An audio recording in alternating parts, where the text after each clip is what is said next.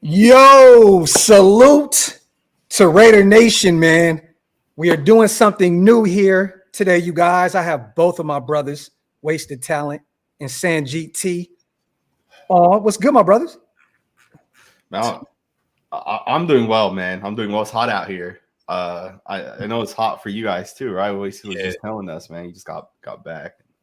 It's crazy, man. It's been hot. I feel like it's the end of the world, bro. It really it's terrible, bro. Man, I lived in the Bay Area for 7 years now, and I got used to being cold, and now I come back to SAC and it's hot. Yeah, it's nasty. What is like 109, right? 114 like a week ago. Yeah, it's crazy. Yeah, man. Real quick, you guys, welcome to the 12 Personnel Podcast. This is something that me and my guys behind the scenes have been working on for a few weeks. We always have fun when we do our individual shows. I always have Sanjit on or Wasted to have Sanjit on. We thought, why not, get the trifecta, going and do something for the nation with all three of us. So once again, you guys, welcome to the 12 Personnel Podcast. We're going to be trying to do this on a bi-weekly type situation. So we will be live from Sanjit's page, my page, Wasted's page. If you guys are not subscribed to all three channels, what are y'all waiting for? It's free. Just hit that subscribe button. And also, man, wipe them feet, pay your bar tabs, and hit them thumbs up on all three channels. It definitely helps all three of us remain in the algorithm. We're going to talk about a few things today, some surprise cuts. We're going to talk about camp battles, the weakest groups, on the offense and defensive side of the football, the strongest groups on the offense and defensive side of the football. And Wasted, where you want to start here today, man? You know what, man? I'm always ready to go negative. No, I'm kidding around. No, hey, you know what? I think because I feel like we got such a strong team. I think the hardest thing to do is to pick apart the weakest parts of the offense and the defense, man. Yeah. I really do. I guess we're Raider fans and we're very optimistic, but I think this is one of the best teams that we've had on paper in a long time. Yeah. So I think that'll be the hardest thing to do. So I would rather go that way. Okay. Well, let's get it rolling. We're going to start with Sanjit, man, since our brother doesn't usually do the live thing. Salute to everybody here in the chat, you guys. Get your questions in. We're definitely going to try and get as many in as possible today. Sanjit, man, what are you most worried about going into training camp in a few weeks and getting prepared for week one? Yeah, our roster is deep this year, right? It's not even just like the guys at the top. Like our depth is crazy. And I did a video the other day talking about guys to cut. Mm-hmm. And I ended up coming to guys that I don't think are actually even going to get cut. But it's hard to pick.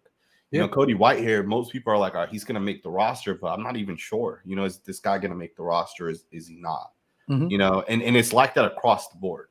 Of course, the quarterback position is always going to be the one position that will either get us over the top or it'll hold us back. Yeah. Right. I'm a believer of Gardner Minshew. I think he's going to end up winning the job. I know Aiden O'Connell will probably have every opportunity to win the job. I think the guy's limited in his movement. I'm not sure if he fixes that. Do you guys feel the same way about like how he moves and like? Let me say this real quick. You guys watched the show this morning with Sincere McCormick. Salute to Sincere.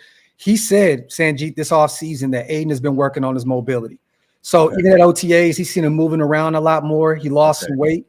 He's gotten into shape. So, and I even asked him, like, at this point, kind of who does it look like who's going to win, quarterback one? And he kind of alluded to Aiden O'Connell. You know what I mean? Oh, wow, So look, but you could be right. I mean, they could go with the proven veteran. Right. I mean, we know what Gardner Minshew can do at this point, right? I mean, Wasted, what's your take on that? Yeah, I don't. I feel like the reason why Aiden O'Connell will win the job is because, one, the fact that he doesn't move a lot. The fact that he stands in the pocket, he delivers the football. Devontae Adams has signed off on him. Mm-hmm. This is a very talented football team. If you have a trigger man that can get the ball out of his hand, and you don't necessarily have to be mobile. You have to be functionally mobile in the National Football League. Yeah. And I think the problem with Gardner Minshew, which has always been the issue with Gardner Minshew, is he's a turnover machine. Right. And that style of football is not going to win you the starting job. Now, what Gardner Minshew is he's a great relief pitcher. If somebody goes down, gets hurt, he can come in and pick up that offense and kind of get everybody going and add another dimension to your offense. But if you go into your season with Gardner Minshew as the starter, when you have a young guy that you drafted who was with the team last year, who has chemistry with this roster already, you have a big problem at quarterback if you have to start him, I feel like. And I feel like Aiden O'Connell's definitely going to win the job just by virtue of the fact that the Raiders drafted him by virtue of the fact that Devontae Adams has signed off on him, and every skill position player that we've spoken to has pretty much signed off on him. But Sanjit, what do you think about Minshew in this system? Because I agree with you, Wasted, but this Getsy system, right? We're going to be running this 12 personnel. I think this is a little different than what Gardner Minshew is accustomed to. I think that it will allow him to limit the turnovers. I think that he would look different within this system. I still have Aiden winning. Don't get it wrong. But I do believe that Minshew will look good in this system. I mean, what do you think, Sanjit? Yeah, for me, I think the thing with Gardner Minshew is the guy has had success, right, in the past. But as Wasted said, he's more so of he comes in and he's not the guy that you're going to start right away, right? And that definitely could make a difference. And the thing that I look at with Gardner Minshew is when you look at NFL quarterbacks today, it's different than it was 10 years ago. Right, 10 years ago, you could have a true pocket passer that only threw the football, and that person can win and have success. And I know Tom Brady won, just a couple of years back, and he wasn't the most mobile quarterback. But Brady moved out of the pocket. He was able to feel the pressure, right? He was a veteran. He knew how to change the play up. He knew how to read coverage. He was at a completely different level than where obviously Aiden O'Connell is today, right? AOC second year, he's not at where Tom Brady was right before he retired. Yeah. But for me, the thing is like, there's going to be plays where Luke Getsy's going to say, hey, well, let's run this quick concept to the right. It's a 1-2 read, get the ball out. And Aiden O'Connell's going to make that pass. And no question about it. Everything's going to look good. But then there'll be a 3rd and 4. And this was the thing that always used to piss me off about Derek Carr. Right? There'd be a 3rd and 4, and that read is gone. Right? Now you got to make a play. Right. And though, those quarterbacks that make those plays, they win Super Bowls. Those quarterbacks that aren't able to move, they throw the ball away on 3rd and 3 or whatever it is. Those quarterbacks struggle. And I'm not sure if Aiden O'Connell is going to be able to move right on those key 3rd down plays. Right. That's the one thing that makes me hesitate with O'Connell. Okay. But it's going to be an interesting battle. Right. I'm excited for it. I have confidence in this quarterback room more than I did in last year's quarterback room. Yeah, definitely. That's a fact. This is the only thing where I would push back a little bit. When we talk about mobility and winning in this league, you've had guys like Matthew Stafford. He can move, but he's not the kind of guy that takes off and runs. You have, guys who've made it to a Super Bowl, and Jared Goff. Jared Goff's not, incredibly mobile. You have a lot when you start talking about the guys who actually win Super Bowls. Most of the time, it's guys who prefer to be in the pocket. You know what I mean? I haven't really seen a run first quarterback. So I'm not talking about running quarterbacks at all. Right? Yeah. When I say mobile, I'm talking about quarterbacks that can move, that can feel pressure, they have good pocket presence. So like Tom Brady has great pocket presence. He might not be as fast as like Lamar Jackson, but Tom Brady has great pocket presence. Yeah. When a guy's coming off the edge, he'll step up and he'll be able to make the pass. When there's pressure through the middle, he'll step right? He'll avoid the pressure. Aiden O'Connell to me is slower than Tom Brady is, right? Like in his even initially when he first started, I think he's like almost like bookends with him as far as when Brady first came into the league. Mm-hmm. Like I think they're very similar, Sanjay. But that's the thing, right? Is we're gonna find that out this season. Can he move? Right? Can he move? Has he, as Graphk was saying earlier, Sincere was telling him that, hey, he's moving more. He's a little bit more athletic. And I think AP had said that earlier in the offseason as well, right? He was like, this guy's, more in shape and he looks better. So we're going to find that out, right? We're going to find out if this guy's able to move. Mm-hmm. You got to be able to move, man. I think it's the most underrated stat it's the most underrated trait when it comes to quarterbacks. Got to be able to move. Okay. Real quick, man. Salute to the Mokes. Appreciate you on a $2 donation. Also, man, salute to Spivey. 5 memberships, man. Salute to all the new members in the building. If you guys want to become members of the channels, hit the links. They're pinned up top. Also, man, salute to Patrick B. This is the thing, Pat, right? Getsy was never the offensive coordinator, so he never really called the plays out there. He was a quarterback's coach. He was the passing game coordinator. He truly became an offensive coordinator in Chicago in 2022. That's the first time he actually got a chance to actually call an offense. And yeah, I agree with you in a sense, right? They were kind of forced to run the football a lot because Justin Fields wasn't his strong suit. He's a run first quarterback and he struggled to pass the football.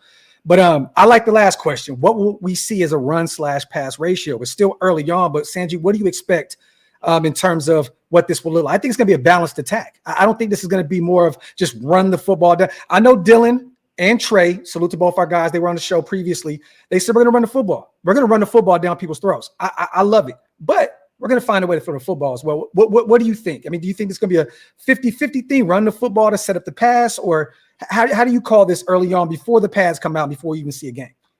That's a good question. I would say, it makes sense to say, hey, we're going to go 50-50, right? But we're also in a passing league, right? Yeah. And, the stats, like Luke Getsy with the Bears, like what are the stats when you don't include Justin Fields taking off running? All right, do we have those stats of like where he ranked? Because I know he led Luke Getsy's offense led in rushing yards or whatever it was last year. Yeah. That's considering the fact that they had Fields who would just take off running, right? Mm-hmm. It's a passing league. We have great weapons. I would hope that we would throw the ball more, right? But also that's going to rely on the quarterback. Yeah. No, I agree. Wasted. How are you feeling about that? I mean, you think it's going to be more of a balanced attack, or how do you think we're going to attack this? I think that was part of the disconnect between Luke Getsy and Justin Fields. Justin Fields had 1,000 yards under Luke Getsy. Running the football as a quarterback. Luke Getsy didn't want that at all, and he kind of, when he came into Chicago, had that Josh McDaniels kind of approach to the way he ran the football team. He wanted to install his system, and he didn't really call the plays in a way that was favorable to Justin Fields. He called the plays in a way that was favorable to his offense. It wasn't, hey, man, this is a guy that's not as accurate as I'd like him to be. I'm going to try to – that's what he was brought there for. He was brought there to bring Justin Fields up to speed as a passer, and it didn't work out. And then he kind of had to acquiesce to what Justin Fields did, and they started to win a little bit. Yeah. I think Luke Getsy from the door – just coming from, the Matt LaFleur system, he wants to run the football. He wants to be a balanced runner. He comes from that Kyle Shanahan tree. So I think that you're probably going to see a 45-55 kind of a split when it comes to pass. And because we don't really have a dynamic guy in the center, whether you start Minshew or whether you start O'Connell. Agreed. We don't have a dynamic guy. So we're going to lean on the run game. And that's contingent on how well Zamir White does initially. Zamir White I think Zamir White is the key to this offense, probably more so than anything, because when you have a quarterback that isn't that mobile, you want to do a lot more play action. You want to do things to make him have that clean pocket, so to speak, without him having that level of mobility that Sanjit was talking about. Yeah. So I think, they're definitely going to try to establish a run early and often, man, to get this offense going. Well, while we talk about the quarterback, we already know we can talk about this all damn day. Let's keep it here and talk about camp battles. What positions we're definitely looking at the most? With Sanjit, I know you are a trenches guy. We're going to go to the O-line here. I know you're not that big of a Munford guy. I get it. Me and Wasted, we love Munford. We think he's going to start at right tackle. Position battles. Give us your starting five real quick on the O-line, and then we'll talk about maybe a position battle there on O-line. I think we all have the same five, right? We got Colton, Powers Johnson, Andre James, Dylan Parham, Thayer Munford. Is that the five you guys have? Yep. Yeah. Yeah. I think that just makes the most sense, right?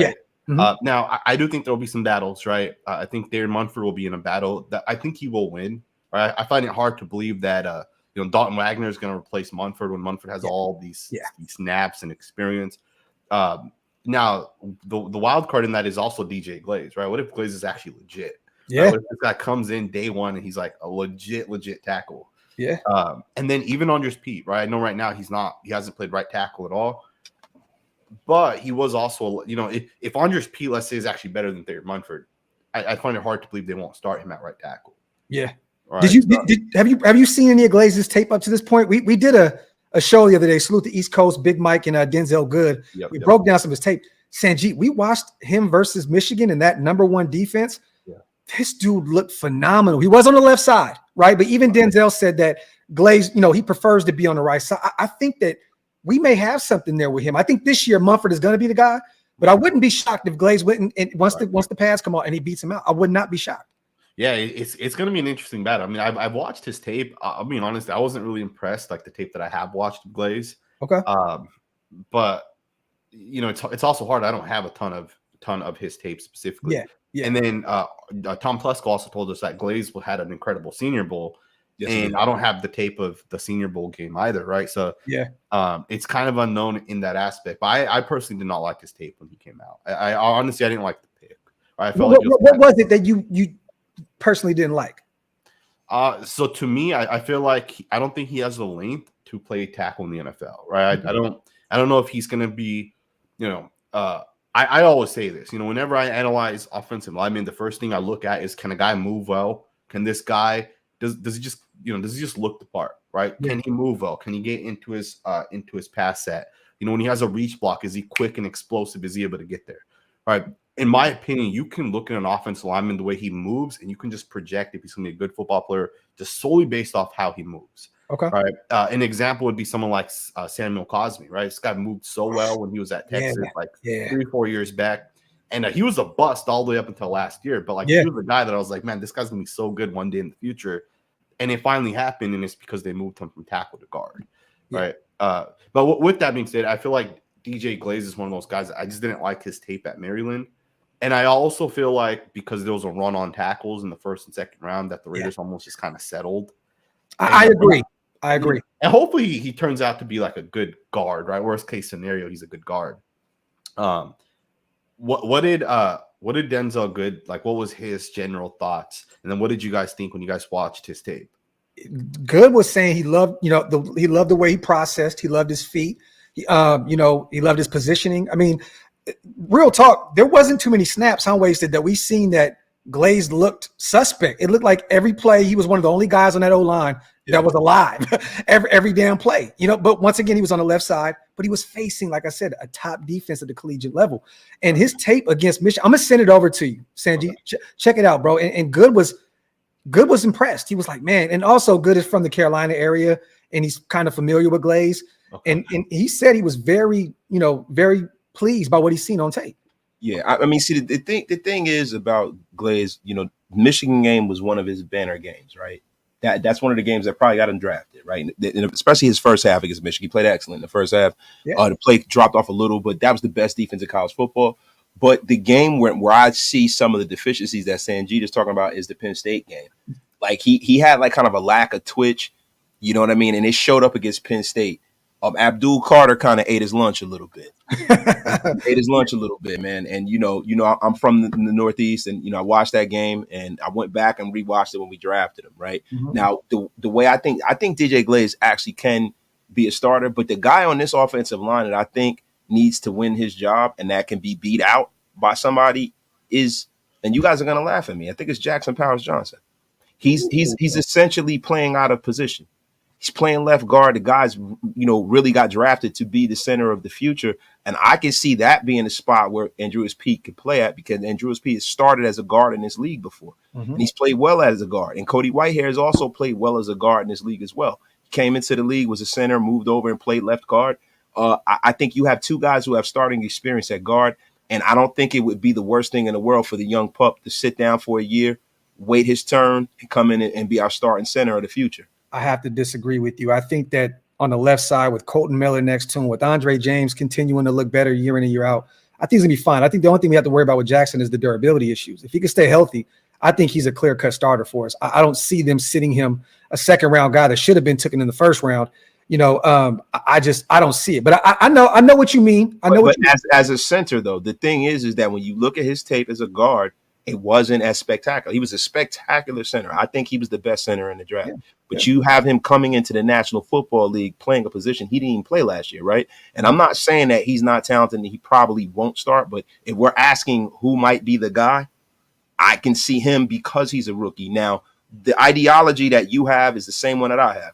You would take the rookie and put him in between the two most senior guys on this line and protect him. Yeah. But no, I agree. I think if anything, you're going to look at that left guard spot. That will be up in. There's going to be battles all across the O-line regardless. But I think there's no real clear-cut thing outside of right tackle. Like what Sanjit was saying was, Mumford, Wagner, potentially Glaze. I don't really see anywhere else. Yeah, you may be onto something wasted with the left guard spot. Maybe James Craig says, I'd rather go with the veteran or proven guy. Who's to say? Or maybe they allow him to get fully healthy. You know what I'm saying? Because Jackson Powers, once again, has dealt with some injuries. But I think this is clear. I think what you said, Sanjit, it's Colton, it's Jackson Powers, it's Andre James. It's Parham, which I'm excited to see him back at right guard, where he played phenomenal at Memphis, and then we got Mumford at right tackle. Now, I love what Raider Ramp, man. Salute to him. Salute to Indiana as well, and everybody else with the Supers. We will be getting to y'all stuff in a second. Salute. Who's going to take – this is the one battle that I want to talk to you guys about specifically. Who's going to take that corner 2 spot? Thoughts on Jacorian Bennett? Thoughts on facing? Thoughts on cap flexibility if we have to get a corner or anyone? I'm going to give it over to our brother Sanjit here, man. What you got right there at the corner 2 spot? Yeah, that's such an interesting battle. What's crazy is last year Jacorian Bennett started for the Raiders, right? Yeah. As a rookie, he came in and they're like, "All right, this is gonna be the guy," right? But he ended up getting benched at some point, right? His play wasn't great. I also think there was more to it than just his play. I truly think Patrick Graham felt like, hey, this guy from a mental perspective isn't ready, right? We're trying to do different things in the secondary. Maybe they're trying to switch and run certain match concepts, and they're just trying to do all these different things. And Bennett wasn't ready because he came from not a smaller school, but he came from Maryland, right? The coaching there isn't what it is in the NFL, and he just wasn't ready, right? But there was a point where they tried starting this guy, right? They at least early on felt like this guy has the talent to play. Yeah. I think Jacorian Bennett's going to win the job, and because he's coming into year 2 now, he's coming into a time where it's really his job, right? I mean, it was his job last year, and he wasn't able to keep it. I think Jacorian Bennett wins the job. I'd be shocked if someone else wins the job over him. I'd be shocked if one of the rookies wins the job. Yeah. But I wouldn't be shocked if we went out and also sign a free agent. Or I wouldn't be shocked if that happens too. But then that also kind of tells us what they think about Bennett. Yeah, wasted. We talked about Bennett a lot, right? Like last year, it got into his head early. The bad penalties, and I think it was just a mental thing for Jacorian Bennett. I got him at the starting spot at the corner 2 position. We know they love Brandon Facing. We hear a lot out of camp about Patrick Graham loving the veteran. How do you call it at the corner 2 spot? I mean, listen, I've said this on my show, your show. You know what I'm saying? Bro, it's Jacorian Bennett. It doesn't make any sense if it's not him. Brandon Faison has really never really been he's a spot starter. He has started in this league, but he's not the kind of guy that you pencil in as a starter. If you have Brandon Faison starting, you got a problem. Yeah. He's a third corner. So, and this is the thing. When people say Jacorian Bennett and his confidence, I don't necessarily view it from that prism. I view it from the prism of the fact that you had a coach who was scared from his job from the day that he took it. Josh McDaniels was scared for his job, and he didn't have a lot of faith in any of the rookies last year. And if you really look back to last year, what rookie flourished under Josh McDaniels' stewardship? Not many. He didn't have a lot of patience for these guys. And then at the end of the year, you had issues where, Patrick Graham, the defense was rolling. They went out and got Jack Jones. There were a lot of things that started happening last year. We had Amik Robertson last year, so you were able to put a guy who was battle tested on the field and keep him on the field because he was playing at a high level. It was a little inconsistent, but it was more consistent than what they had seen from Jacorian Bennett. I think now where the rubber meets the road, you have a guy that's a high draft pick. People think that just because people aren't first round picks, that those picks aren't important. Jacorian Bennett was a high draft pick for this organization. Absolutely. They need to develop that young talent. Yeah. We have 11 starters possibly that are on rookie deals, and I think that behooves the Raiders to put their young guys out there and put a guy like Brandon Faison in the back burner. And to be honest with you, not to jump the line, but when we get into who we think is going to get cut, I'm just going to say it right now. I think Brandon Faison is a guy that has cut written all over him. I'm gonna be honest with you. Okay, we're going to get to that here in a second. I think realistically, those are pretty much the only two battles that I can honestly see, like right tackle, potentially, like you said, left guard, and the corner 2 spot. I think linebackers are pretty much shored up. The safety positions are shored up, even though you guys are going to be shocked by one of my potential cuts. But I don't think there's really go ahead, Sanjit. I think there's a battle, man. I don't think Marcus Epps is guaranteed to get that job. We heard about Isaiah Palamau now for 2 years, right? Like, we saw the guy's tape his rookie year. And then last year they were super high on him. I don't think Marcus Epps can get cut. I think from a contract perspective, he's basically locked in. Yeah, I think it's too much dead cap to cut him. But I don't know if he's 100% going to play more snaps than Isaiah Palamau by the time the year ends. Okay. I got to applaud that, baby.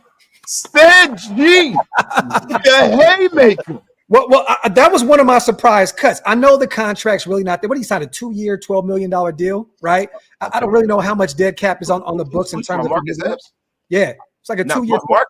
Marcus Epps, it will be a $6 million dead cap hit. Yep, there you go. Okay. 6.4, So, yep. So you guys are both correct on that, but that spot right there isn't a for sure thing that he'll start. I mean, once again, Palomalu showed signs last year. Trey Taylor, another guy that we all like a lot, rookie out of Air Force, which I know in year one, he's probably going to get his bread and butter in the special teams, right? But I'm just saying, man, that second safety spot next to Trayvon Merrick, it may be up for grabs. I mean, I can't see him getting cut though, Graph. Like I can see him being sat down. I can see him splitting time with one of the younger guys. I can't see him being cut. Because you have so many young safeties on this team, I can't see him being cut. I think that's pretty hard. I don't know about being cut because the contract, and you don't want to take a 6 point. You're not even. I don't think you save money by cutting him. No, I don't think not at all. He's the seventh highest paid player on the team. But I don't think there's that much of a dead cap. We got to look that up. I don't think dead cap is $6.4 million to let him go this year. Yeah, to let him go this year. Like 800,000. So it doesn't even make sense to release him. Yeah. Well, that room is so deep. You know what I'm saying? Right. I love our safety group. I think this is one of the deepest groups that we have on this team. Right. You know what I mean? So it's going to be interesting. But either way, him starting, him not starting, that's going to be something to keep an eye on. But I think Merrick has that free spot sewn up, right? I mean, I don't think that we're going to see Merrick in any way not start this upcoming season. I know they're both on 1 year deals moving forward, but I mean, Palomalu is going to be, like you said, Sanjay, he's going to be a tough guy to keep off the football field because of the length. Because of the length, you can put him in the box. You can have him go attack the quarterback. Exactly. He is a missile going after the quarterback. It's insane. 6'4", lengthy, and he's only starting to hit his stride. I'm excited about what Palomalu is going to look like. Is there any other room that we can honestly look at and say there's going to be a position battle? Because I think that Alex Madison is running back too. Unless Laube.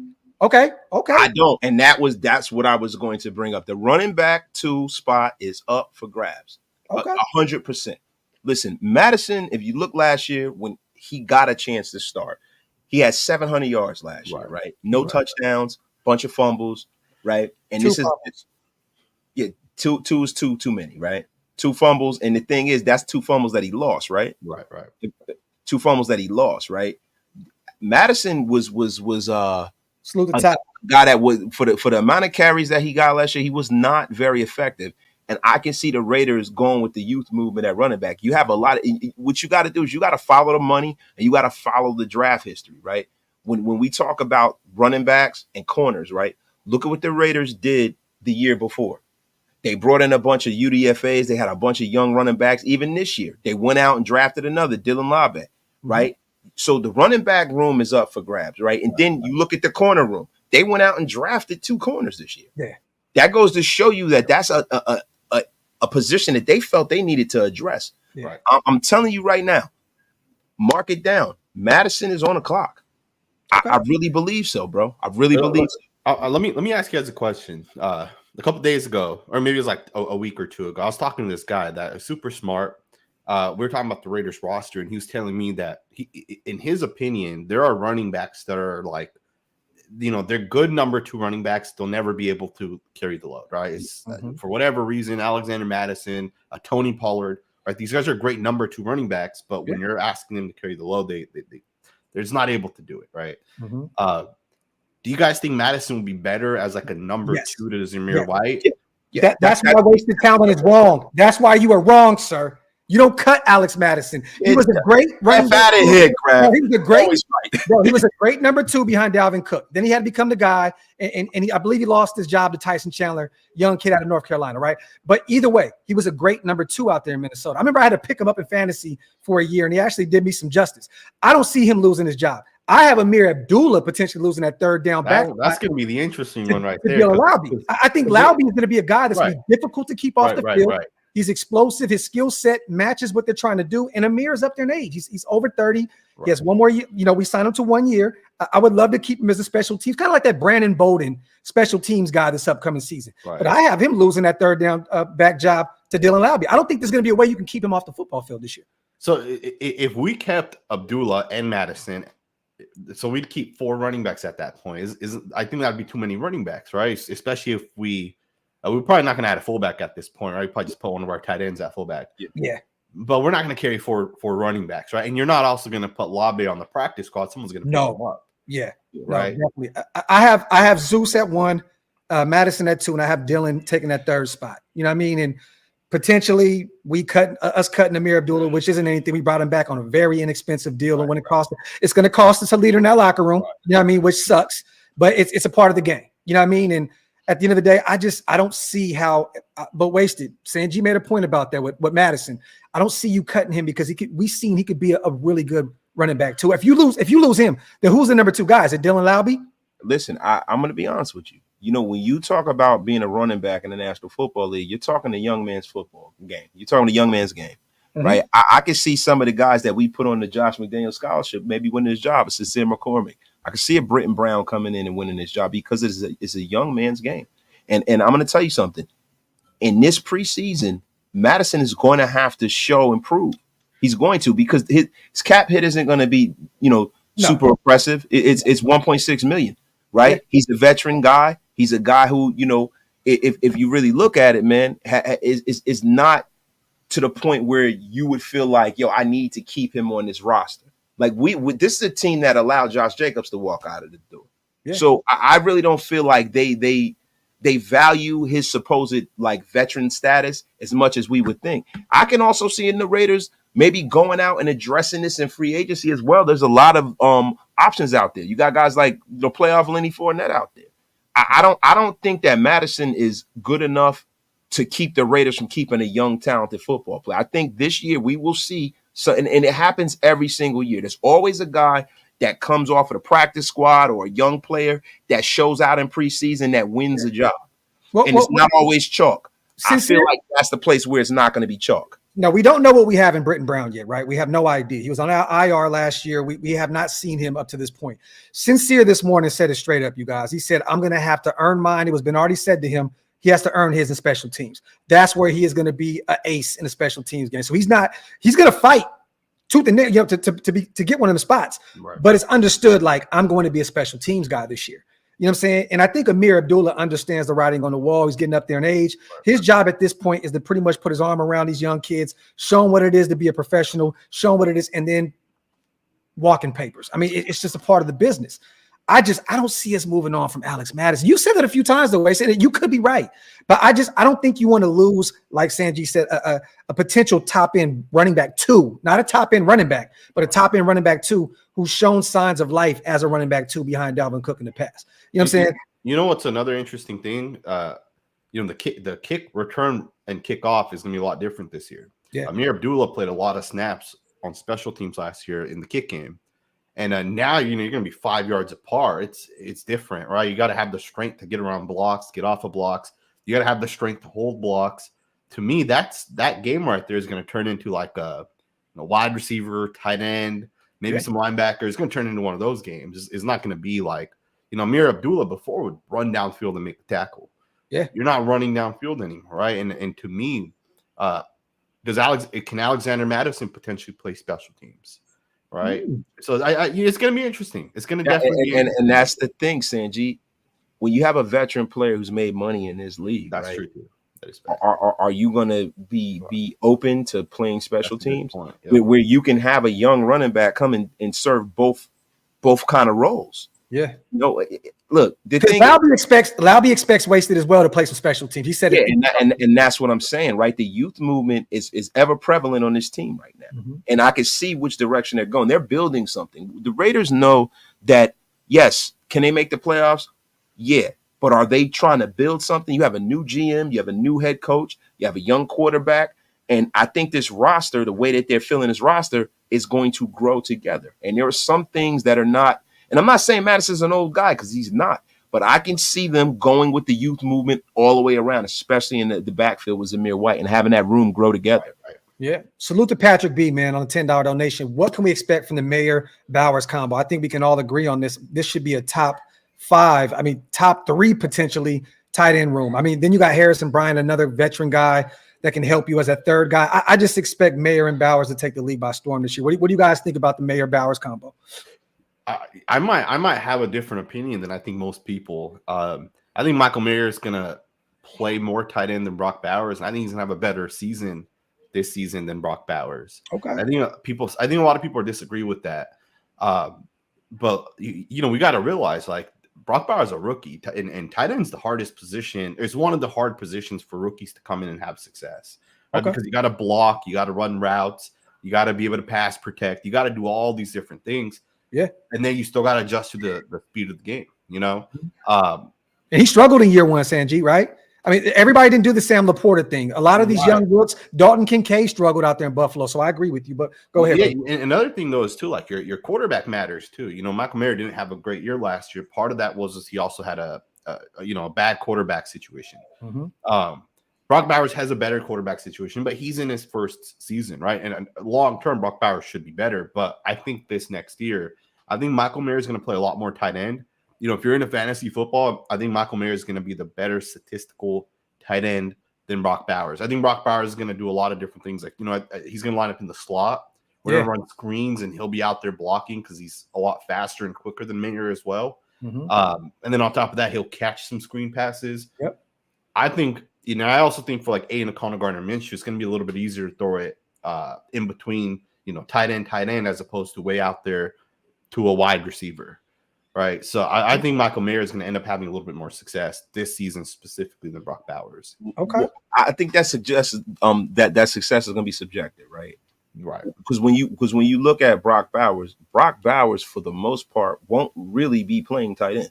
Right. And that's the difference between him and a lot of other tight ends. Right. Most tight ends that come into the league and play tight end, 70% of them don't do well their rookie season. It's been there. Most people that do well their rookie season as tight end, they're anomalies, right? Right. You have guys like Tony Gonzalez and stuff like that. But for the most part, guys that are star tight ends don't do well until their second year. You even see a guy like Kyle Pitts, who everybody thought was all world. Everybody thought he's the best, most talented. I mean, even more so than they're saying about Brock. I did, but his quarterback situation sucked. But I agree with you. But they were saying minus his first year. Yeah, 1,000 yards his first year. And then I think that was like Matt Ryan's last year. And then he did suck for 2 straight years, and their quarterback sucked. Yeah. I think like 300 yards last year. Maybe that was nasty. Yeah. I mean, his first year, he went crazy, right? But, you know, take it away as a young player, he was trying to find his way, right? Absolutely. When you see a guy like Brock Bowers, I don't think he's going to run into the type of situations that Michael Mayer did. Because Mayer was on the field primarily as a tight end, and he had to do tight end duties and he had to block. I think Brock Bowers is going to be the big Hunter Renfrow. For all, I think they're going to put him up in the slot a lot. Yeah, all over. They're going to line him up outside. And I think the way he's going to kind of best Michael Mayer is in catches and yards, but I think Mayer is going to be the guy in the red zone. So for fantasy purposes, to reinforce what Sanjit was saying, Mayer's probably going to catch a lot more touchdowns, but I think Brock Bowers is probably going to show up on a stat sheet with catches and yards. Yeah, I'm excited. I'm excited to see him this year, just because how much better he got in the blocking game at the tail end of last year. Right. Yeah. Like Mayer even spoke about how he struggled when Josh McDaniels, you know, in the building, he left, and they kind of started to play a little bit more loose. I'm excited to see Mayer more in the blocking game. I think we can all agree that Brock Bowers is the more, I don't want to say the more talented player, but the more versatile, the more, you know, he can do a lot. And they're going to be on the field a lot, you guys. Once again, that 12 personnel, it's going to be fun to watch both these guys. But I love Michael Mayer. I'm a Notre Dame guy. Waste is a Notre Dame guy. We expect big things from him this upcoming season. But I'm going to be real. I think Brock Bowers is going to take the league by storm in year one. I think he's going to do the Sam Laporta thing in year one. I don't see him. I see him on the field a lot. I do too. I see him more as a receiver though. Like I see him being that guy that gets those big first downs for us. I see him being that guy that's a yak monster, right? Mm-hmm. But I don't see him being that guy that they go to in the red zone as much because, you know, like when you're in the red zone and they're in jumbo and stuff like that, they're going to probably have Michael Mayer out there and the other tight end that can block. Yeah. So Michael Mayer's going to get a lot of those targets in the red zone. And I think Michael Mayer is probably going to be the guy that gets more touchdowns because he has more experience, right? He's a guy that's going to be able to get off his block, you know, block and get out there and catch the football. There's certain things that are nuanced in the game that I think that Brock Bowers is going to have to learn. And there's always a learning curve with a rookie. Like I don't ever come into a season depending on a rookie. I agree. If you notice with me, right, everybody thinks that I'm just trying to be, you know, controversial, but with JPJ, do I think he's going to be a great player? Absolutely. Do I think Brock Bowers is going to be a great player? Absolutely. I'm not going to depend on a rookie right off the bat because there's always a learning curve going from college to the National Football League.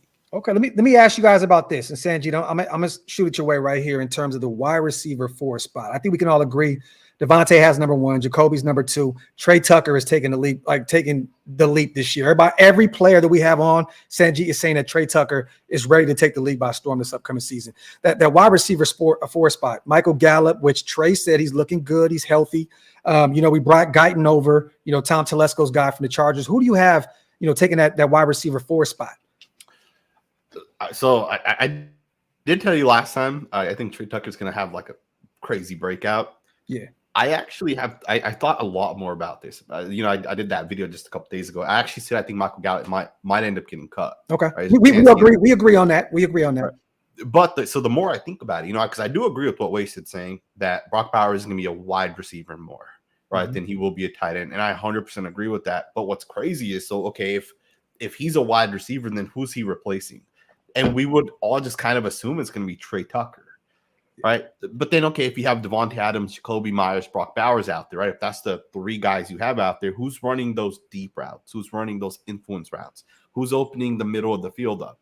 So that makes me hesitate a little bit as well in that aspect, right? Because to me, having Adams, Myers, Brock Bowers, Michael Mayer out there, those guys are talented as hell, but none of them are super explosive and super fast, and they're not taking the top off the defense.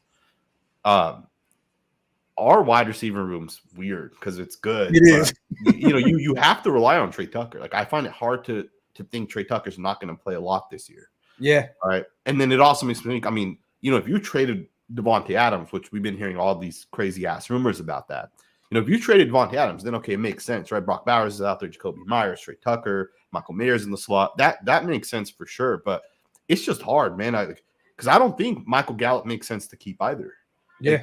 Because Gallup isn't going to open up the field, right? Unless Devontae Adams or Jacoby Myers go down.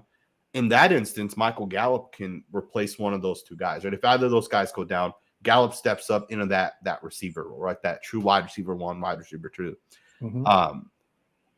I don't even know what to tell you guys, man. The battle at wide receiver 4 and 5, it's hard, right? Yeah. Because you got to, for me at least, I think about it in terms of role. Right, everybody's not going to play the same role, right? But you got to have different roles within an offense. Yeah. So, who's playing that role where you're opening up the field? Who's playing that role as the true X or the true number 2 wide receiver? Yeah. It's hard, man. It's a great problem to have, though, Sandy, right? It is. I agree. we didn't talk about that. We said, realistically, who's taking Hunter's job? Is it Brock? You know what I mean? Is it Trey Tucker? I think it depends on the concept, right? It depends on what they're trying to do. And that's what I mean. When you talk about Brock Bowers and you say he's going to be a wide receiver, it's not that he's going to be a wide receiver by trade, but he's going to run some of those route concepts that Hunter Renfrow will. Right. So he'll be used more in that kind of vein, right? And when you're running 12 personnel, you got 2 tight ends out there and they got to be available. A lot of the times for it to be effective, you want it to be where both of those guys are going out and eligible and they have prominent routes inside of the concept that you're trying to run, right? Yeah. So it all depends for me. It all depends. I think the game is going to dictate who's going to get what, right? You're going to have some games where it's a wide open football game and you might need Trey Tucker to take the top off of defense. There might be the kind of game where you have a terrible secondary. You got Devontae Adams running crazy and Jacoby Myers running underneath stuff, and you have Trey Tucker taking the top off the defense and Aiden can let it fly. But then you're going to have those slobber knockers, right? Yeah. Where say, for instance, when it's cold, you're playing against, Kansas City, right? They have a great defense. They have a great secondary, right? Yeah. So what you want to do is you want to have matchup problems. You want to get these big guys one-on-one with some of these defensive backs and these linebackers. That's when the Brock Bowers guys come into play. That's when the Michael Mayers come into play. That's what they do to us all the time with Travis Kelce. Jacoby as well, a great blocking receiver. I think 12 personnel, we can agree. When you got two wide receivers, it's going to be Jacoby and Devontae, right? It's going to be those 2 guys. You're going to have Brock and you're going to have Michael Mayer out there as your 2 tight ends. It's going to be very, very interesting. LA Crash Dog, we just said it, brother. I'm assuming if Sincere makes the 53-man, he'll be more of a special teams ace this upcoming season. And he said it himself this morning. He's looking to earn his keep through special teams. Man, salute to Crash Dog. Salute to LV. No joint practice for the Raiders this year. Yeah, just seen that. Your thoughts. Better to test the team against another or get our stuff together. What do you guys think about that? I'll hand that over to Sanjit. How do you think about that? Because these past few seasons, Rams, we faced some other teams, in the offseason. How do you feel about that? Yes. the Cowboys do this every year where they go to, I think, Southern California. Mm-hmm. Yeah, right. And then they'll just practice offense versus defense. I'm cool with it. I don't think it really matters, but I do think that you gotta go full speed, right? And I say it doesn't really matter because if you scrimmage against, let's say, the Rams, right, you're gonna get used to scrimmaging the same guys over the course of the week, anyways. Mm-hmm. All right. Plus, I think for the Raiders this year, especially, our defensive line is gonna test the shit out of our offensive line, right? So I think for this year specifically, that's a great battle to have. Our receivers are gonna beat the crap out of those corners. That's a great thing, right? You want these guys to get tested in that aspect. Yeah. I don't mind it, right? I don't think it's that big of a deal because you still have the preseason games. And I would assume that at this point, our first team offense will actually play preseason this season, right? At least one drive or one half or one new system. Yes, definitely. Right? You have to. It's going to be interesting. What do you guys think? You guys think it matters?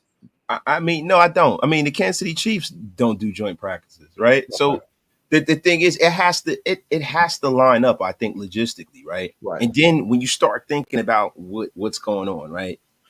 The weather has been crazy, right? And I don't know if that has anything to do with it, but it might, right? They're out in California. They're going to be doing a lot of, camp and stuff out there. And they thought they were getting away from the desert and going to Cali. And they're pretty much in the same situation, right?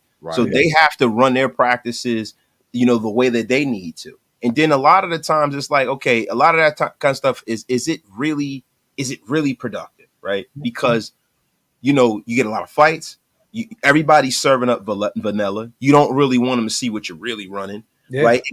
And we have such a competitive team right now. We have so many guys that are trying to make this roster. You have so many great defensive players, and you have a young offense. I think that iron sharpening iron aspect of this team is what's going to propel us forward. And then also we have our own interest at heart. So you don't have guys getting hurt and things like that. Yeah. I prefer them to keep our business in house, to be honest with you. I expect a top 5 defense this year. And this offense is going against them already in practice. There's no need to have to go out there and face an opposing team. Like you said, Wasted, that was a great take.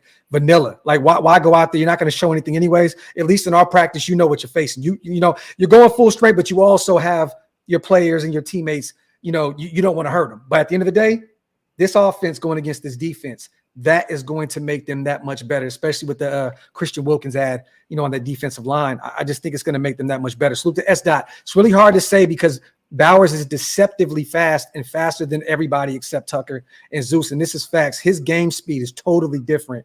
When you look at it, it's like, oh, okay, he's not the fastest guy in the world. You look at his 40, you're like, he's not the fastest guy, but his game speed is totally different. He's a game breaker.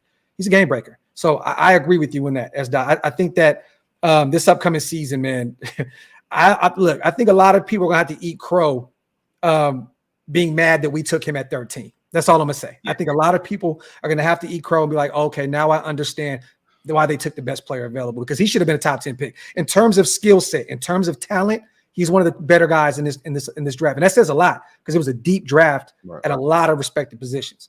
Although, did you guys see the Rams like their draft thing where they were like their whole draft they're just waiting for him, like, oh, okay, let's see if this guy takes him or this team takes Brock Bowers, and at some point they really wanted him, right? They even made an offer to the Raiders, right, and they would have taken him, right? And I think they were willing to swap first and then even throw an extra second round pick, but that just shows you how much the Raiders liked him as well. And McVay would have had him playing like an all-pro in year one. Oh, fact, 100% facts. Yeah, I mean, look, if Sean McVay wanted him, man, it makes me feel a lot better about the pick, right? Yeah, you get one of the best weapons in this draft. Yeah. Salute to S. Dot, man. Appreciate you, brother, on the $10 donation. In the end zone, Mike is stronger. DA is twitchier. Kobe got hops and intelligence. Brock speed and breaks tackles. Like Graphk said, great problem to have. Salute to my guys. Salute to Joe as well. Just a heads up. Don't be surprised if our QB struggle in camp against our defense.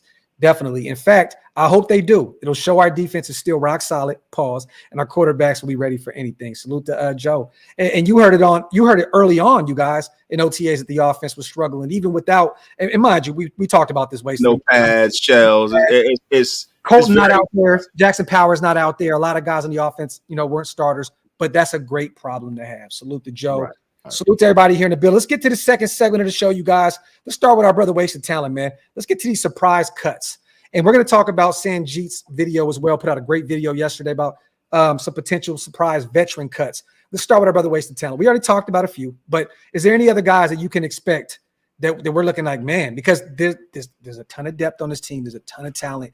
There's going to be some guys that we may cut that can be starters on other good teams. Yeah. Like real talk. Well, I got 3 vets. I mean, we've talked about Amir Abdullah.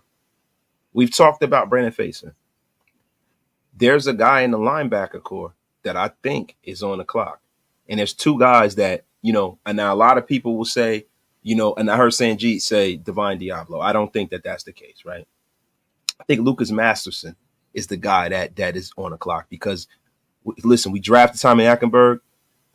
We already had a guy. Bro, the thumbs up is agreeing with you. That's right. Listen, Detroit Buddha is here. Shout out to Detroit Buddha, everybody. Shout out to him, man. We've been missing you, Detroit Buddha. Yo, we have been missing you. That's hilarious. But Luke Masterson?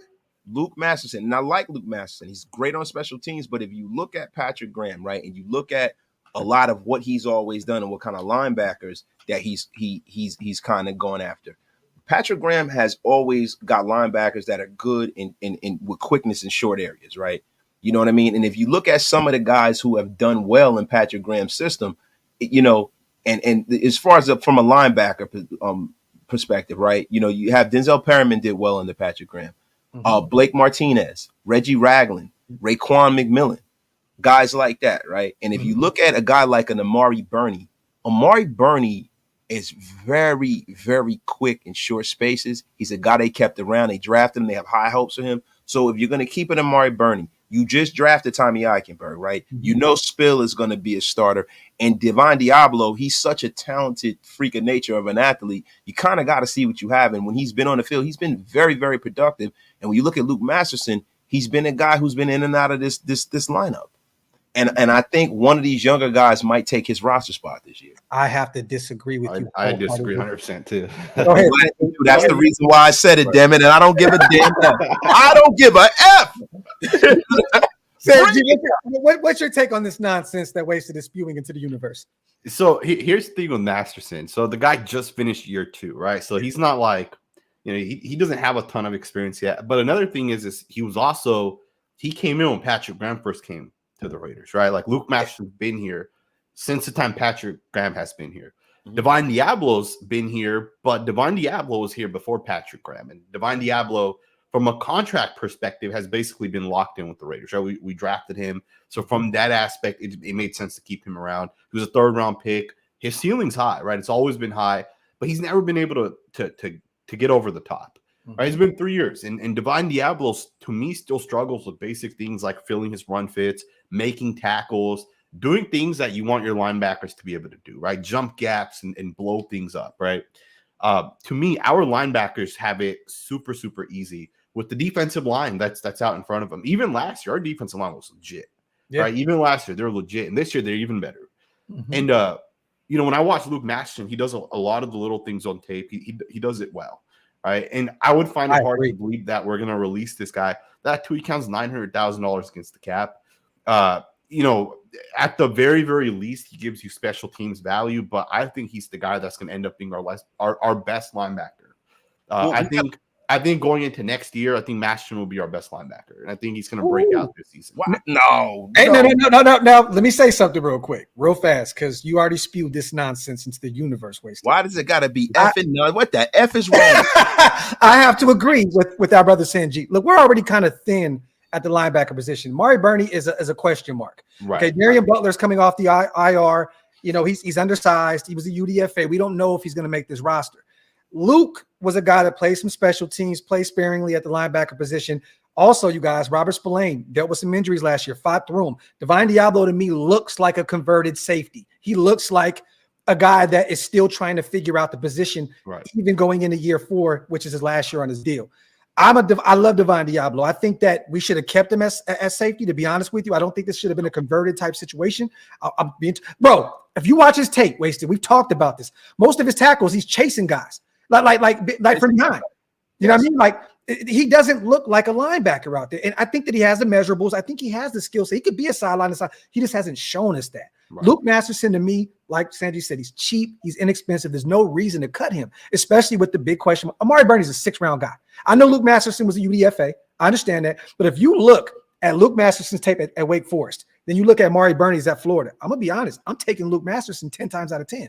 But even last year, I felt like Luke Masterson was way better than Burney last year. And I know Luke Masterson was in year 2 and Burney was in year 1. But, I mean, Burney, honestly, if he wasn't our 6th-round pick, I don't think he would have made the team last year. I think they would have released him and maybe put him on the practice squad. I don't know, man. I don't see it with Burney. If you look at the level of athlete, I'm a big Amari Burney guy. Now, you are. You always have been. So when you talk about snap share, if Devon Diablo is so terrible, right? This is a guy that's playing 93% of the snaps on average, right? You know, week 1, 93% of the snaps. Week 2, 93% of the snaps. Week 3, 83% of the snaps, right? Then, you know, I think he got dinged up week 4, 70% of the snaps, 84% of the snaps, 91% of the snaps. He got dinged up week 7, 25% of the snaps. Then he was out, you know, week 8, week 9, came back week 10, 66, 58% of snaps. Then towards the end of the season, 80% of the snaps, 95% of the snaps, 96% of the snaps. So it's like you look at that, and then you look at Luke Masterson's usage rate, right? Week 1, 6.3% of the snaps, 1 solo tackle. Yeah, but Devon was a starter. Wasted. Wait. This is my point, though. I'm going through the whole season, right? 6.4% of the snaps, 8.1% of the snaps, 24% of the snaps. Even when Diablo was out, right? 12% of the snaps, 8.3% of the snaps. Week 7, 62% of the snaps, 30% of the snaps. Week 9, 0% of the snaps. Week 10, 15% of the snaps. Week 11, 32% of the snaps. Week 12, 16% of the snaps. Week 14, 0. Week 15, 33%. Week 16, 0% of the snaps. Week 17, 3.6% of the snaps. And week 18, 0% of the snaps. He's been a rotational piece at this point, though. Yeah, but this is what I'm saying is that it's not like the opportunity for him to seize and carve out a part of that position hasn't been there, because Devon Diablo has been knocked down. He's been hurt. Devon Diablo has been inconsistent, and still, in the Raiders' infinite wisdom, Devon Diablo is the guy that they've been starting. Hey, real quick, Raider Rebel said Masterson had 3 forced fumbles last year, I believe. Look that up. Can we look that up? No, I see it. He had 2. I know for a fact he had at least 2. Maybe he had a third one. Forced fumbles. He had 2. He didn't have 3. Okay, he had 1 pass defense, and he had 2 forced fumbles, and 1 in week 8, and he had 1 in week 11. What does Devon Diablo have wasted as a starter? Devon Diablo, 0 forced fumbles, 1 fumble recovery, 2 passes defense, 64 solo tackles, 4 tackles for loss, 1 sack. Hold on. Let's be honest here, all right? Let's just be 100% honest.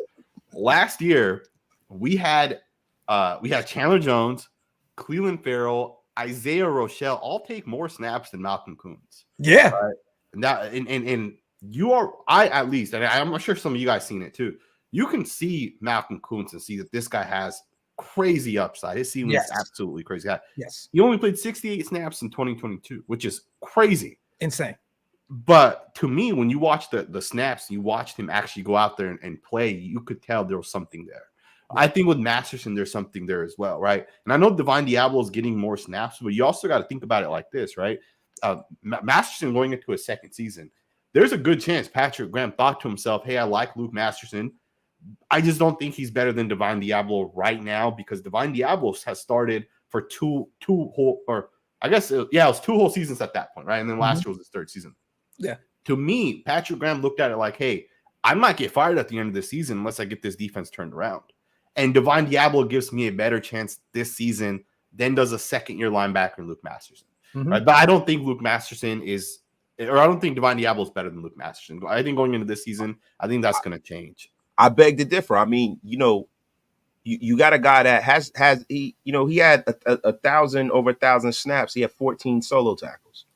You guys act like Luke Masterson was, you have games where Devon Diablo has probably almost matched his season output. This all boils down to wasted being a Amari Burney guy. Masterson played only 182 snaps. I'm tripping. I looked at the wrong graphic. My bad, Sanjit. Talk that shit, Sanjit. My bad, Sanjit. My bad. My bad. He had 181 total defensive snaps. Right. So there was 1,000 defensive snaps. Period for the whole team. Let me ask you guys this: Do you think somehow, some way, in year one, Tommy Eichenberg can come in there and start? Yes, I do. Robert Spillane. Not for Robert Spillane, but I think I'm saying opposite of Robert Spillane, not for him. Yeah, I do, and that's the reason why I think, if you're looking at this, one of these guys are going to be the guy that's got to go, and I think the guy with more talent is the guy that's going to be in the roster, and I think the guy that has more God-given ability is Devon Diablo. Let's just be for real here. He is the guy with more God-given ability. I've said it since day one. By far. No, definitely. But I've said this, and tell me what you think about this, Sanjit. Like, you have to prioritize a few of these guys that are coming into their, rookie deals are going to be up this year. I think Nate Hobbs, if he can stay healthy, is clear cut. You pay him, right? Right. Merrick is a guy that you have to look at and say, man, if he has a big year this year, you may have to bring him back, unless one of these other safeties that we just drafted, Trey Taylor, maybe Polamalu takes the next step. Malcolm Koonce needs to get paid. It's clear cut. I mean, he needs to be the guy opposite of Max, even with Tyree in the building. I think Devon has always been the guy that's been the guy that's kind of looking from the outside looking in. You know what I mean? Like, we're going to let him go. With Tommy Eichenberg coming in, with Luke Masterson, once again, showing signs of life year in and year out. I think that Devon, yes, you're right, though, Wasted. In terms of measurables and skills, Devon can be that guy. Production. The guy is listen, he's not a superstar linebacker. Look, we do by no means do the Raiders have Drake Greenlaw and Warner. Yeah. That's not what we have here, right? But we have a very talented defense, and we have a linebacker room that has improved exponentially. They improved exponentially, and Devon Diablo was not the problem last year. We act like Devon Diablo was out there getting cooked and burnt and was missing tackles. But, he wasn't. But a major part of that is the defensive line. Like, you know what I mean? Like so now we have a better one, so he's going to play even better. Definitely. And Luke Masterson's going to beat him out. No, he's Salute to the chat, y'all. Wipe them feet, man. Hit them thumbs up. If you guys are not subscribed to all three channels, what are you guys waiting on? Salute to everybody here in the building. Once again, welcome to the 12 Personnel Podcast. Thank you guys for pulling up on episode 1. Let's get a few more questions. Usually we're going to keep this around an hour. We don't want to do it too long. We're going to be doing these bi-weekly. So get a few questions in, you guys, before we get out of here. Salute to Two Stock as well. This group will be the next Around the NFL podcast. Salute to you, Two Stock. That means a lot, brother. Appreciate you so much for the kind words. Let me see. Scott Turner will have say in the passing game with Getsy. I believe so. So. I do. He was a guy, man, that didn't get a lot of praise out there with the Commanders off because they didn't really have a lot of great parts out there. Scott Turner, man, I've spoken to a few Commander beat writers behind the scenes, and they were upset that they lost Scott Turner. You know what I mean? And I assumed, I think you guys did too, last year, when Josh was let go, I thought that he was going to take over the offensive side of the ball. I didn't think that Bo Hardegree was at all. You know what I mean? And you watch receiver, it's funny on the sidelines. Devontae was sitting over there with Bo Hardegree damn near every play, and he was like, "I'm sorry that I'm always over here with you, Bo." He was trying to help him with his job. You know what I mean? I think if you had Scott Turner doing that, I don't think that would have been the case. You know what I mean? So, but you're right. I think Scott Turner's definitely going to have some say in the passing game with Getsy. But once again, Getsy has been around the NFL. You know what I mean? He's going to need as much help as he can, but I'm saying I don't think we have to worry too much with him compared to Bo Hardegree. You know what I mean? Bro, I want to ask you guys this real quick. As we're talking about Luke Getsy, I think one of you guys said this earlier on. Is Luke Getsy from the Matt LaFleur tree, or is he from like the Mike McCarthy tree? Like, what is he going to be more?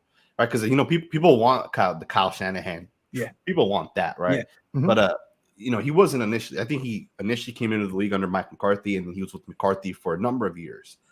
And then I think when Matt LaFleur got here, he even fired Luke Getsy. I think maybe like the first year or two, Luke Getsy was not with LaFleur, and then I think like Devontae Adams, Aaron Rodgers, like, hey, we want that guy back.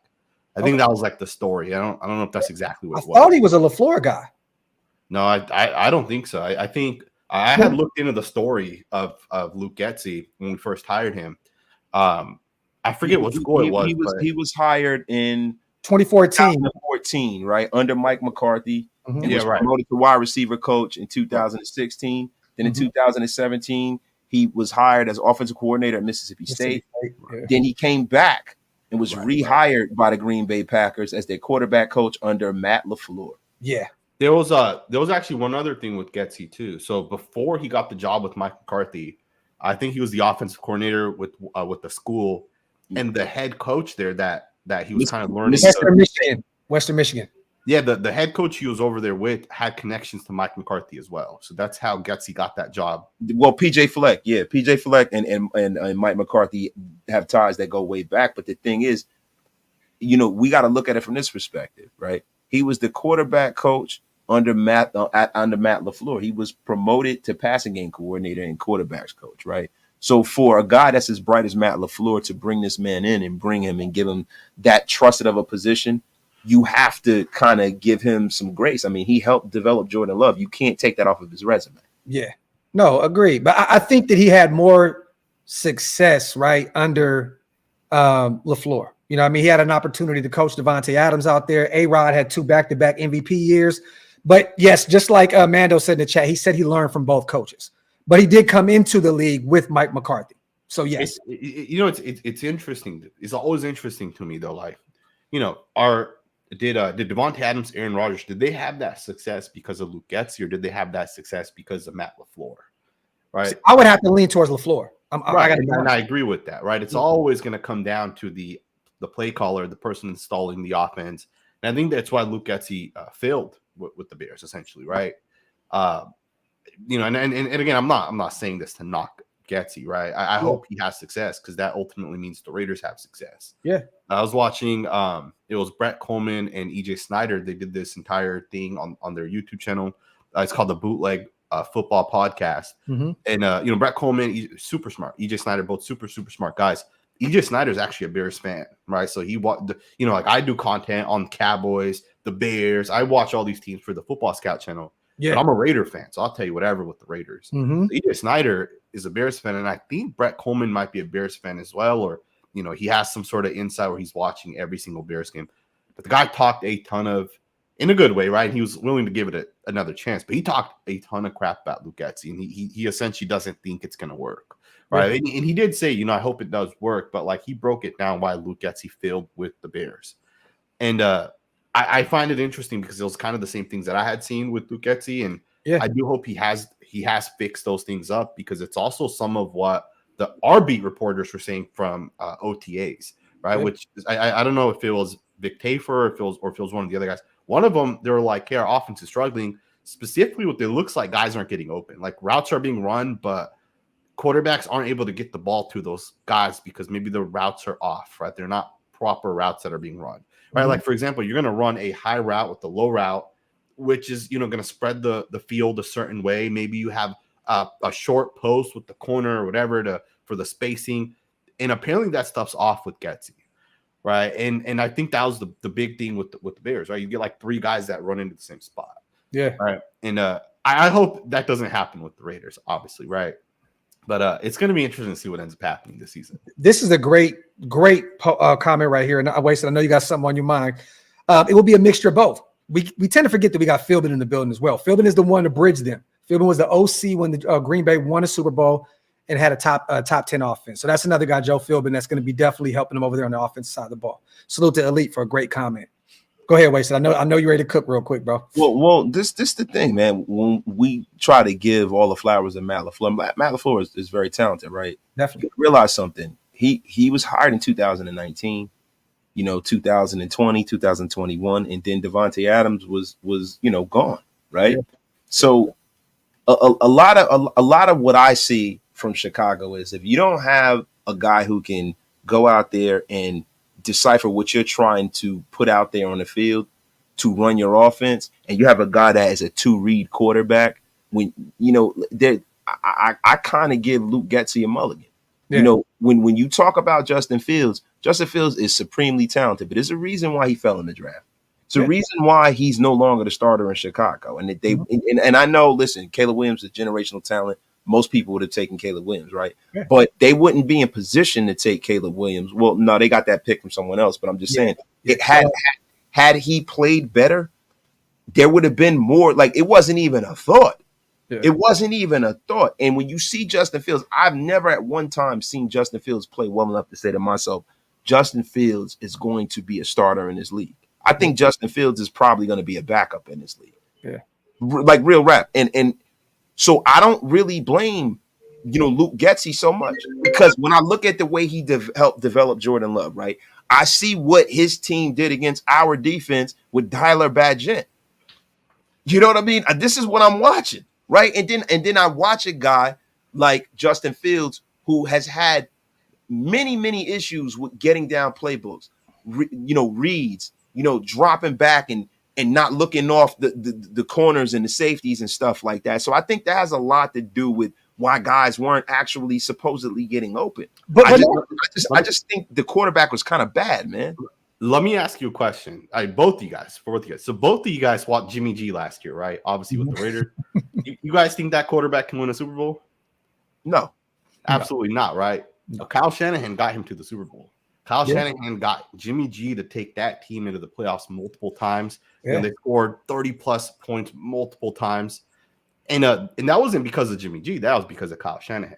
Yeah. Right? Jimmy G is trash. We saw that. We saw he is absolutely trash.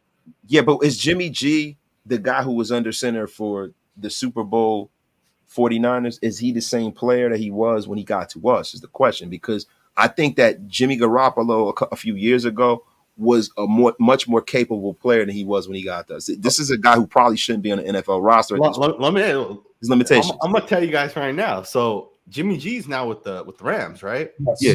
So if Matt Stafford goes down, we'll see, man, if Jimmy G still has it or not. And then we'll see, because then that just tells us Josh McDaniels sucked as an offensive coach, right? That's essentially what that would but right? Sanjit, let me ask you this. Why did they not win the Super Bowl? Was it because of Jimmy G or was it because Shanahan? I mean, I don't think so. It's interesting because 49ers fans are I think there's something wrong with them, man. They legitimately think, they legitimately think they're going to be better off if Kyle Shanahan was not with them, right? They think, oh, Kyle Shanahan can't win the Super Bowl. He's been to 3 Super Bowls in the last 10 years. He can't win them. Yeah. In the last 10 years, Kyle Shanahan's been to 3 Super Bowls. Think about that. How many other coaches take him to the Super Bowl?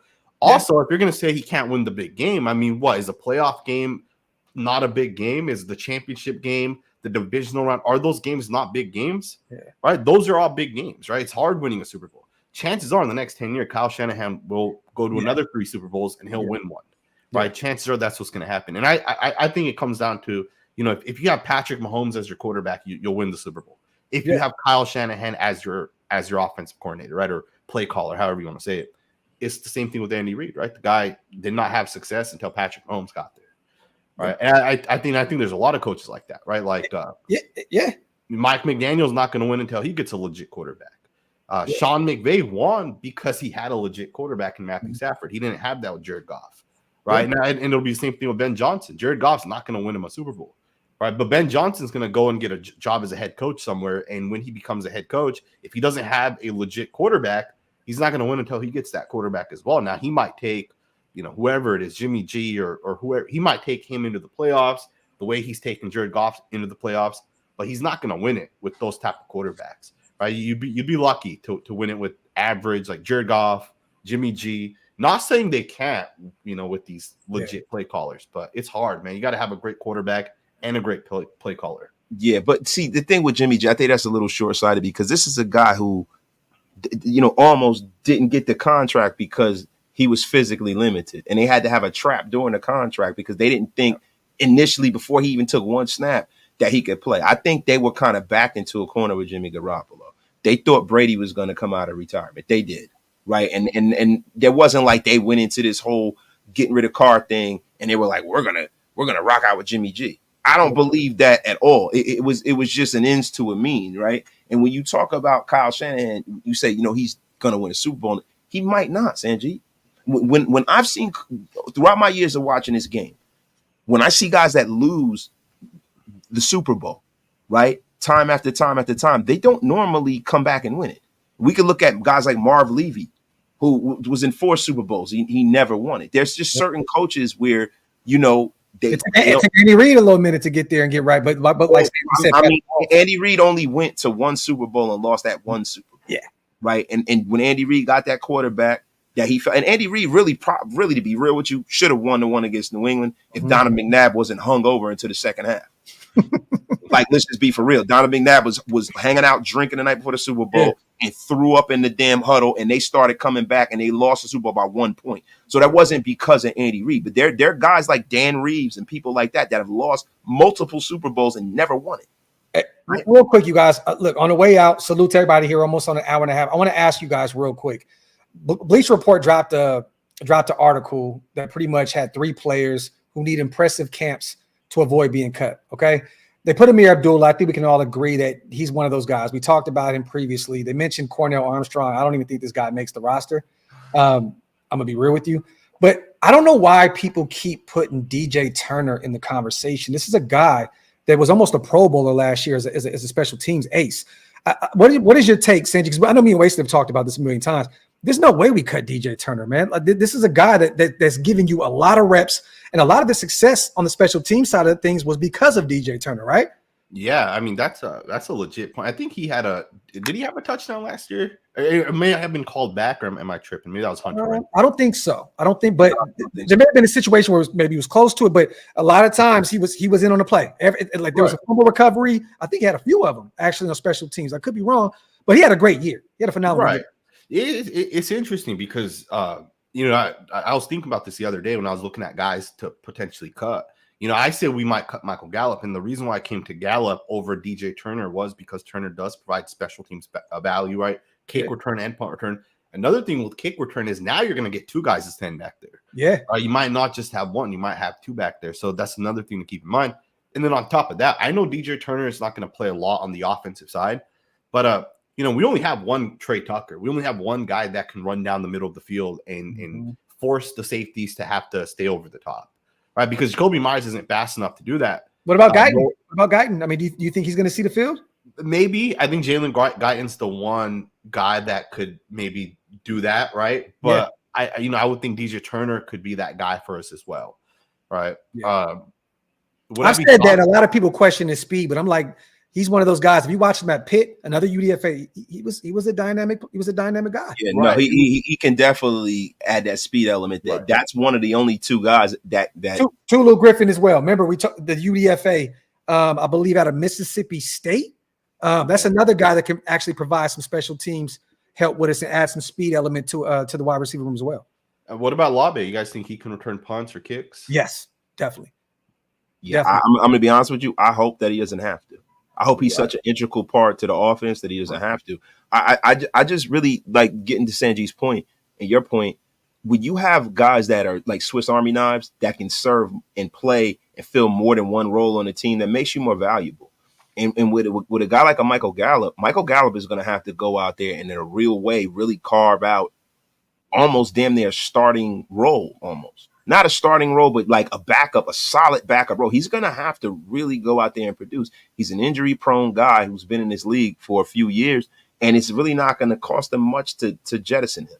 Yeah. This happens on every roster in the league. You don't cut young talent for old talent that was better 5 years ago. Yeah, and that's the way I this question. Is Dylan Labe going to be the next Austin Eckler, or is he going to be the next Amir Abdullah? Like, we're hoping Austin Eckler. Right, but like, are we sure that he's going to hit that? Have you watched some of his tape yet? No, not really. Go back and watch the Central Michigan. I mean, I've watched highlights, but not Central Michigan game was the game that he just took the nation by storm. I think he had like over 300 all-purpose yards. He even did more damage in the passing game. Like, it was absolutely insane. This dude is the game where he had like over 290 receiving yards or something. Yeah, that was the game. And then he had, I believe, somewhere along the lines of like 80 rushing yards or somewhere around there. We talked about that game, but he was all over the place. And mind you, that O-line that they had was really bad out there in New Hampshire. You know what I mean? So, you know what I mean? So, yeah, it's New Hampshire. I mean, but he was playing against some monsters, and he went out there and performed. Man, Dylan could be one of the ones, bro. Yeah, and it's his skill set, Sanjit, and that's really what I think keeps him on a roster and makes him a guy that's a significant addition to this offense, because he's not just a running back. Austin Eckler could catch the football, but it wasn't like you were going to line Austin Eckler up out in the slot and run him out like a wide receiver. This guy has that kind of skill set. He has a very unique skill set. There's very few people in the National Football League who can play that receiver role from the running back position the way he can. But the one thing I got to say about Dylan that's opposite of Austin Eckler, something just went viral a few days ago or a few weeks ago about Austin Eckler crying about being the workhorse with the Chargers. He was like, that's not my game. Dylan's not going to cry about getting reps. He's going to go out there with whatever y'all need me to do. If you need me to run the football 90 times a game, I'm going to do it. If Zeus goes down and y'all need somebody to come in and do some bully work, he's the one that's going to say, give me the football. He's not going to do what Austin Eckler, that's not my game. You know, woo, woo, woo. Dylan is ready to do whatever it takes to get it done. You know what I mean? So I think that's the difference is the mindset. And mind you, Austin Eckler's a little more up in age, so he doesn't want to run the football 30, 40 times a game, right? That's not what he wants to do. But I just think fresh legs, Dylan is ready to go. He's ready to go. And I don't think in any world he's not going to make this roster. I don't. I've seen a few people. I don't know. Man, look, I don't know how the hell you can even say that. What are the chances that we end up, because we have too many weapons. Straight up, we have too many weapons, right? And I almost feel like, you know, if you're playing at a certain position, like running back especially, you know, only having 4 or 5 touches as a running back, you're not going to be able to get that feel. Yeah. Right? Is there a chance we trade a guy like Jacoby Myers or like, you know, someone else that has value on this team? Like Amir Abdullah, I would say has value. Now, you're not going to get a top 4 or 5 round. He might trade him for like a 7th round pick or whatever, right? But are there guys that the Raiders are going to trade because we have too many weapons? You can't afford to get rid of Jacoby. I think that he is really, I mean, we know Devontae is the best receiver in the game and he's our number one weapon. Right. Jacoby does everything that other receivers do not want to do. He can run. Go ahead. No, so it's interesting. So earlier we were talking about it, and you said when we come out in the 12 personnel, it's going to be Devontae and Jacoby with the 2 tight ends and the running back. I don't know if Trey Tucker is not going to be out there in the 12 personnel. Okay. Right? Because I know there were plays last year. I think it was the Giants game where Tucker was lined up. I think we're in the 12 personnel. Tucker was on the right, Adams on the left, and Tucker ran deep, and he beat that corner. And he caught a massive. Is that the dive? The dive? Was that the dive? Yeah, and against the Giants, when we were down the shoot. Yeah. Right. I wouldn't be surprised if Trey Tucker ends up playing more out there, right? I know Jacoby Myers might be. I mean, I don't know if I want to say if he's are we 100% sure Jacoby Myers is going to be better this year than Trey Tucker? Are we 100% sure? With no. I mean, it's going to be interesting, man. We have so many weapons, and I don't even know how you're going to get all these guys involved and get them the usage too, right? Like, I'm sure Jacoby Myers wants 1,000 yards. Mm-hmm. Has he had 1,000? I don't think never. He's never had 1,000. But he's one of these crafty kind of guys where you can line him up at any. He could play the Y, he could play the X, he could play the slot, and I think that's the thing. It's about having a specific skill set for you can be versatile. Right. I don't know if Tucker at this point in his career has that skill set. We might see it, but as I'm looking at things right now, right. He's more of a 9 route kind of guy. Straight up. He's a 9 route kind of guy. You're not going to see him run 1s and 2s and stuff like that. I mean, every receiver has to, of course, but I'm saying predominantly when he's out there to take the top off of the defense. So Jacoby Myers is an integral part of this offense, and also having a young pedestrian quarterback that's going to throw underneath. He's going to throw a safe route. Yeah. Jacoby Myers is a guy who knows how to get open in the middle of the field. It's going to be interesting because a lot of Devontae's success when Luke Getsy was out there helping that in Green Bay, he was in the slot. So like there's going to be so much different. Jacoby got most of his bread and butter in New England playing in the slot. So it's going to be interesting. But you might be onto something with that 12 personnel. Like, what would you rather see out there? Would it be Trey Tucker and Devontae? Because technically, I don't want to say Jacoby. I mean, I don't want to say that Jacoby's not a better player than Trey Tucker right now. Right. But the speed element, you're missing that with Devontae at this point in his career. We already know the release. We know the route running ability. We know what Devontae can do. Right. But where's the speed element? You're right. Jacoby's not the fastest guy. The situation dictates the personnel. The situation dictates the personnel. Like, they saw something that they could exploit versus the Giants. Tucker was out there. He did his job. But I don't necessarily think until probably the end of the season, when you talk about who's going to get the lion's share of the snaps, it's going to be Jacoby Myers. I mean, or none. I agree. But with Trey and him and Aiden having that rapport now, they've been working all off season together. Trey looks like he's ready to take that next step. Like I said before, every player that we've had on has said Trey Tucker. When we say who's been performing OTs in that small sample size, everybody said that Trey has gotten faster. He's put on more muscle. So I don't know how you're going to be able to keep him off the football field with how much you know, he's a dynamic player, man. And you don't want to have that off the field. But, you know, it's funny. You know, people say about us, you know, we have too many weapons, right? But I see teams like the 49ers where you have Kittle, Samuels, Christian, McCaffrey, all these guys, Brandon Ayuk, and somehow, some way, these guys are able to get the football. But they have a Shanahan. Yeah, and this is the thing, right? They have a Shanahan, but I think Luke Getsy, right, coming from, you know, the tree that he came from, right, and seeing some of the things that LaFleur has done. I think somewhere inside of him, he has that. I just think he has to have a quarterback that can go out there and execute the game plan. Yeah. And I think that, you know, and I had to say this too last year about Justin Fields. There are too many coaches. Now there's some bad coaching in the National Football League. Don't get me wrong. But I'm going to tell you something, man. There's a lot of bad play going on out there. And when are these players going to be held accountable for not executing? Yeah, no facts. A lot of times, man, especially under center. That's why quarterbacks get paid the way they do. You have a lot of quarterbacks who do not execute, and people get fired behind that concept. And I have to say this, you guys. DJ Moore had 1,300 yards under Luke Getsy last year, okay?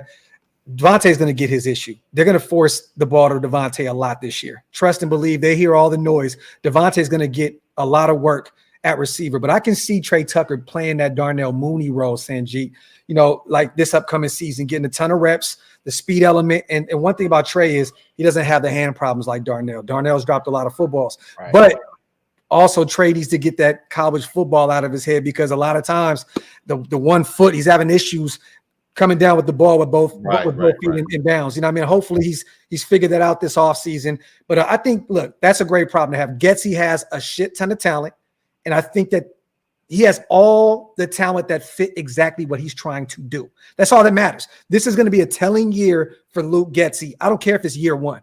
Doesn't matter. He has all the talent. You want to run 12 personnel? Well, guess what? You have Michael Mayer, a second-round guy. Brock Bowers, a first-round guy. You have exactly what you need at the tight end position. You have Devontae, who was your DJ Moore last year, who was a first ballot Hall of Famers at some point down the line. You have Jacoby, a guy that does all the dirty work. You know what I mean? And then you have a Trey Tucker as your, like I said, he has everything. And Sanjit said it perfectly when we did our pod.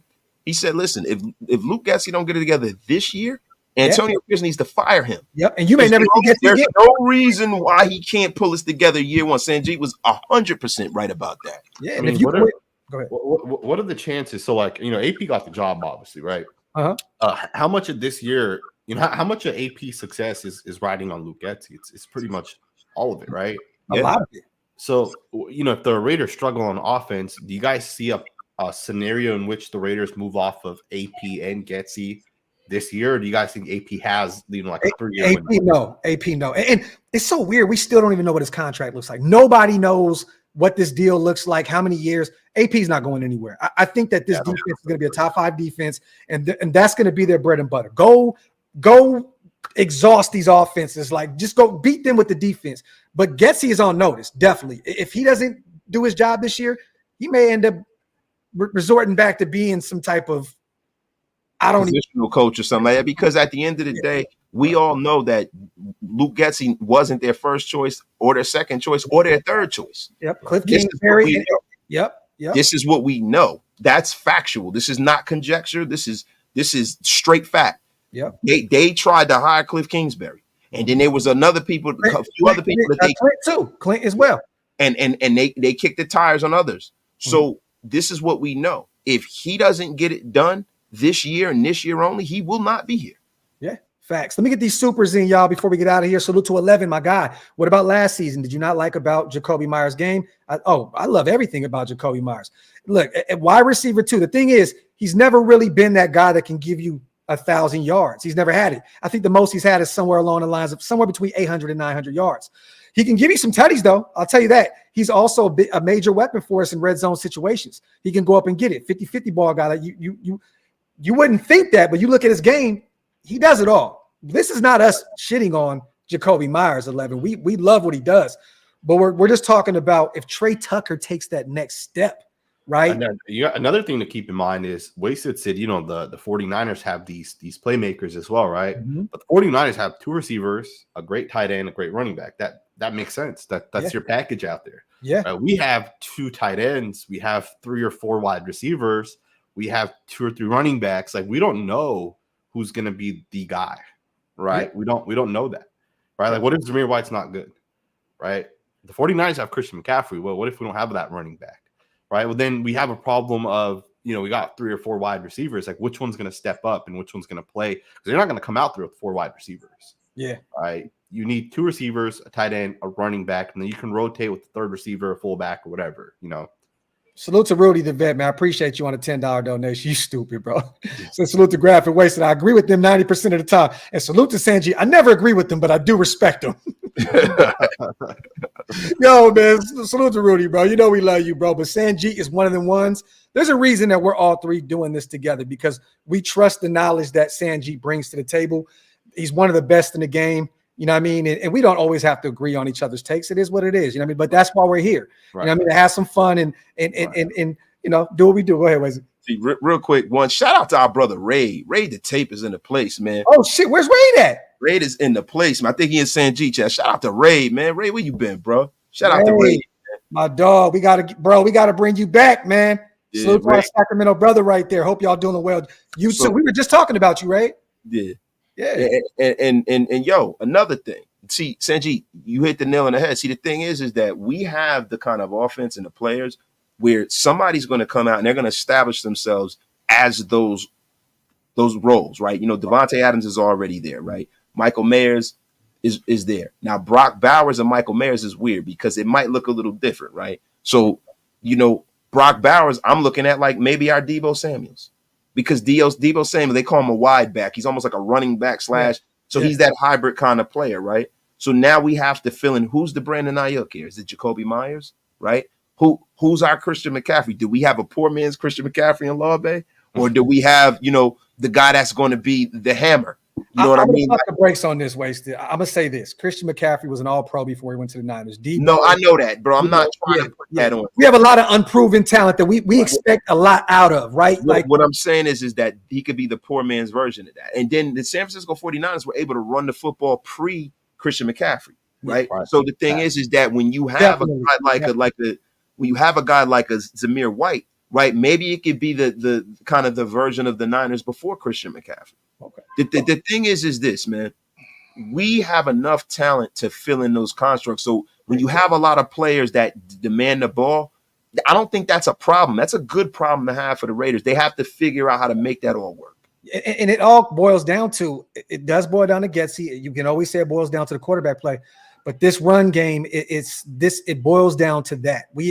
Zeus needs to show and prove this year, because if Zeus is not, like you said, Alex Madison has not been proven to be a great running back one by any means. Dylan Laube is an unproven commodity at this point. You don't want to have him be the workhorse out there. And then Amir is at the tail end of his career.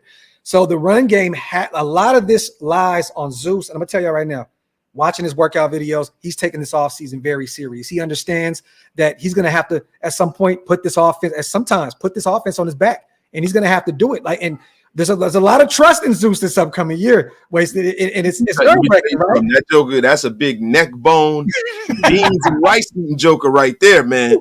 That joker is ready, man. If anybody's been ready to put something on his back or show anything, it's that joker, man. Salute to the Mokes, man. How much will AP's hand be in the offense, period? I think that he's going to hand the reins to Luke Getsy. I think that Joe Philbin's going to be the Marvin Lewis of the offensive side of the ball, right? I think that's what's going to be. Luke Getsy, James Craig, Scott Turner and Joe Philbin are going to be able to take the reins of the O. That's y'all. And I think that AP, Marvin Lewis, Patrick Graham, and those guys are going to say, we got the defensive side of the ball. We know this is AP's team, but I think that he understands. I got some guys that have done it at the biggest level of them all. They're gonna let those guys do their thing on the offensive side of the ball. Right. Salute to Hug, man. This offense, if done correctly, will be every defense. We'll keep every defense honest. You can't afford nor have the personnel to double team every weapon. Phenomenal comment from Hug D's. This is facts. If we can put it all together, we have all the moving parts to make this thing move. Salute to Hug. Salute to Jason as well. Hope you guys all have a great day, fellas. Oh my God, 3 GOATs together. Raiders. Salute to my guy, one of the my fathers himself, Jason Hunter. Salute to Spivey. Raiders history is give a chance, hoping on Getsy. And we're all hoping that Getsy can get it done, because I think we can all agree this wasn't even my top 3 option at coordinator. I did not want Luke Getsy on this team. But Devontae had a major part in why he is in the building, and we got to trust that, one of the best wide receivers in the game knows what he's talking about, right? I think Devontae knows, especially after last year, having a down year, I think 1,100 yards receiving, he wants more than that. And I think that having got a guy like Getsy's going to lean on Devontae a lot, and I think that Tay trusts him. You know what I mean? So we shall see, man. Salute to Spivey on a $2 donation. You guys want to say anything on the way out, man? No, not at all. Hey, yo, this has been a phenomenal show. The great and powerful Sanjit in the place to be, man. We got to give you an applause, Sanjit. Man, I appreciate you guys, bro. Like more than you guys realize. We've been talking for a while now.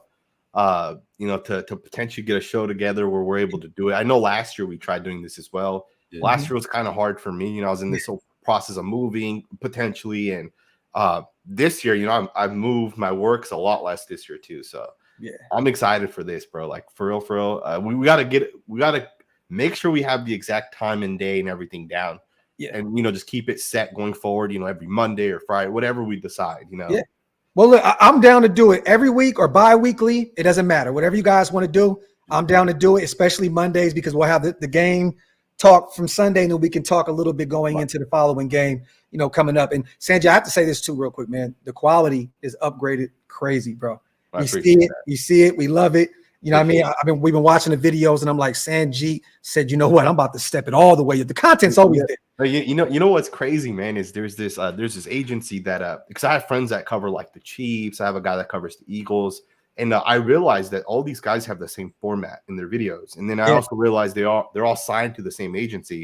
And when you go to that agency's website, they tell you like, hey, we'll get you a cinema camera, we'll get you this platform that we use to edit, and this is the flow, and I just give it out for free of what it is that they're doing, and I just apply that to my videos.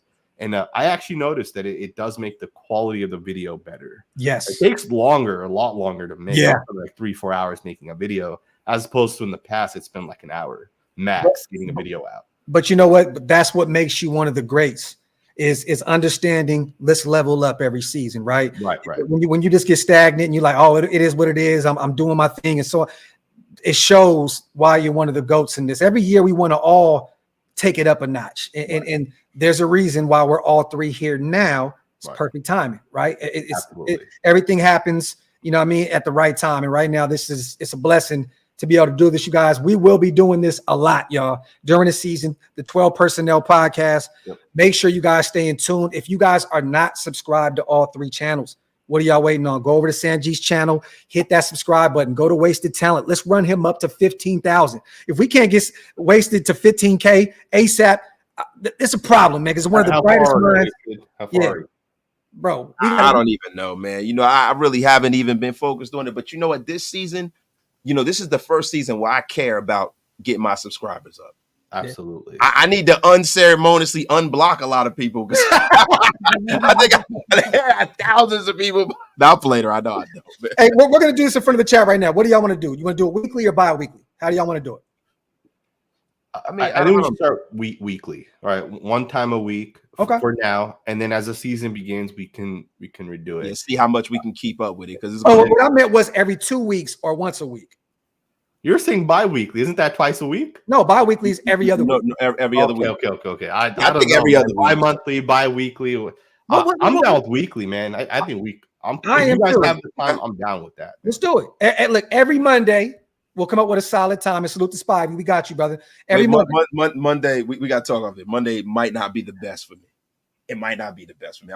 You know how it is with me with work and stuff like that. I might not be able to do it. And here comes this guy, man. Just always, it's always wasted that derails shit. Why do I gotta derail everything? Because you up here just be like, we gonna do it Monday, like I don't have a life. You know what I'm saying? No, let's hit the group chat. We'll figure it out. But next week, let's do another one because we know training camp's coming around.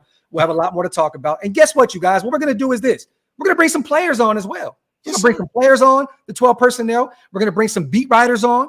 You know what I mean? And we're gonna have some fun with this. Add some more, flavor to the show. So I hope and pray that you guys rock with us on this journey every week. So we'll come up with it. We'll figure it out behind the scenes and we'll figure out what. But every week we're gonna do this. Okay, so there you have it. But other than that, you guys, once again, salute to everybody here in the building. We appreciate every single one of you guys, whether you're watching on Sanjit's channel, Wasted channel, my channel. Thank you guys so much. Welcome to the 12 Personnel Podcast. We will be doing this a lot. Salute to you guys, and we are out. One.